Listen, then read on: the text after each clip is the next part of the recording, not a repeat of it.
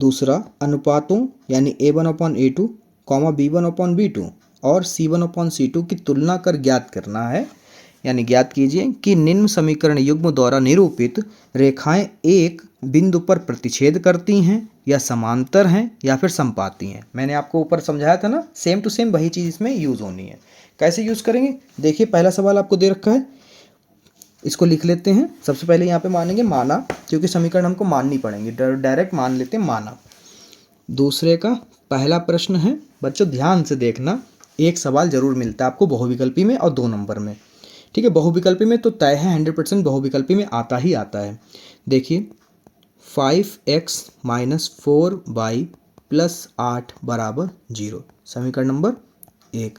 दूसरी 7x + 6y - 9 = 0, समीकरण number 2। अब यहाँ पर तुलना कराने से पहले आपको लिखना होता है, क्या लिखना होता है, यहाँ पे लिखोगे समीकरण 1 व समीकरण 2 की तुलना क्रमशः, ये चीज़ लिखनी पड़ेगी, बिना लिखे आप लिखोगे तो नंबर नहीं मिलेंगे अगर 2 नंबर में दिया उसने। ठीक है, A1x + B1y + C1 = 0 व A2x + B2y + C2 = 0 से करने पर।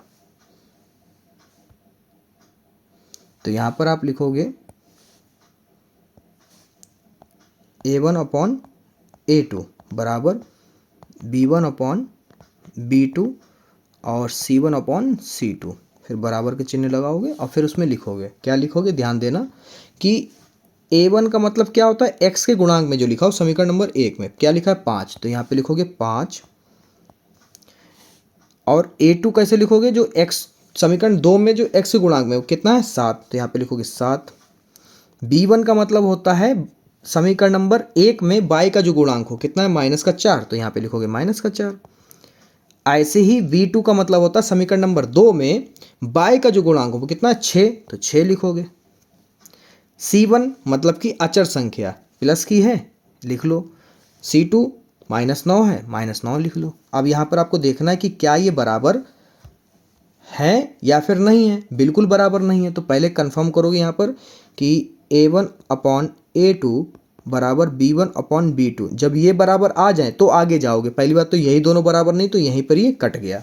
तो आपकी रेखाएं कैसी आई बेटा, कैसी आ गई हैं, यहाँ पे आप लिखोगे कि ये रेखाएं आपकी प्रतिच्छेदी हैं। कैसे लिखोगे यहाँ पर ध्यान देना, में कैसे लिखोगे वो भी सीख लो।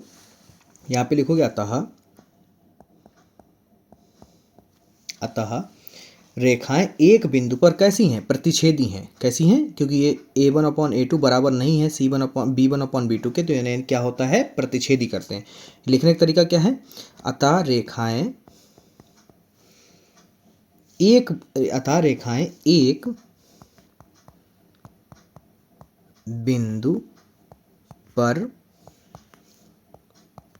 प्रतिच्छेद करती हैं। ठीक है, करती हैं। सवाल नंबर 2 देखिए, लिख ली समीकरण है दोनों सवाल नंबर 2 की। अब क्या करते हैं, इनको मान लेते हैं, समीकरण नंबर 1 और समीकरण नंबर 2। ठीक है, अब यहाँ पे लिखेंगे सेम वही लाइन जो ऊपर लिखी थी। ठीक है, समीकरण 1 व समीकरण 2 की तुलना क्रमशः A1x + B1y + C1 = 0 व A2x + B2y + C2 = 0 से करने पर। ठीक है, तो यहाँ पे लिखेंगे A1/A2 बराबर B1/B2 बराबर C1/C2 बराबर। ठीक है बेटा, अब यहाँ पर क्या है, A1 मतलब 9, A2 मतलब 18, B1 मतलब 3, B2 मतलब 6, C1 मतलब 12 और C2 मतलब 24। कैसे किया जाता है मैंने आपको पहले बता दिया। अब आपको क्या करना है, कट करना है। ये 9 एकम 9, 9 दूनी 18, कट रहे हैं तो ये काट पा रहे हैं। ठीक है, 3 एकम 3, 3 दूनी 6, 12 एकम 12, 12 दूनी 24। तो यहाँ पर जब आप लिखोगे, क्या लिखोगे, यहाँ पर लिखोगे कि भैया A1/A2 बराबर B1/B2 B2 बराबर C1/C2, सबके सब क्या है 1/2 1/2 1/2 आ गए। तो फिर यहाँ पर आप लिखोगे, क्या लिखोगे, अतः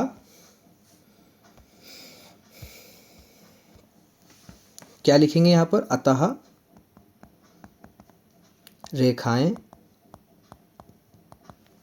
ठीक है, रेखाएं कैसी हैं बेटा, जब A1/A2 और B1/B2 C1/C2 तीनों के तीनों बराबर आ जाए तो रेखाएं कैसी होंगी, संपाती होंगी, ठीक है, संपाती, ठीक है। तो रेखाएं संपाती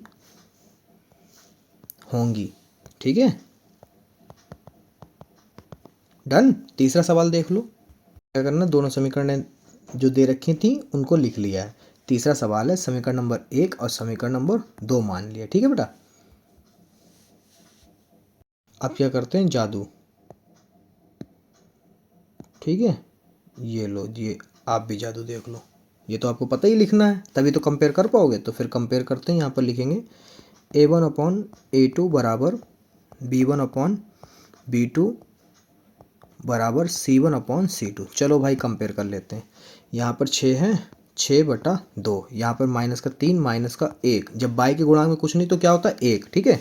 C1/C2 10/9, ये तो कट गया, 2 1 कम 2, 2 3 6, यानी कि दो चीज़ें बराबर आई, हमारी तीसरी बराबर नहीं है। तो यहाँ पे लिखेंगे A1/A2 है, B1/B2 भी है, जब ये दोनों बराबर है तब हम तीसरी लाइन पे जाएंगे, और ये बराबर नहीं है।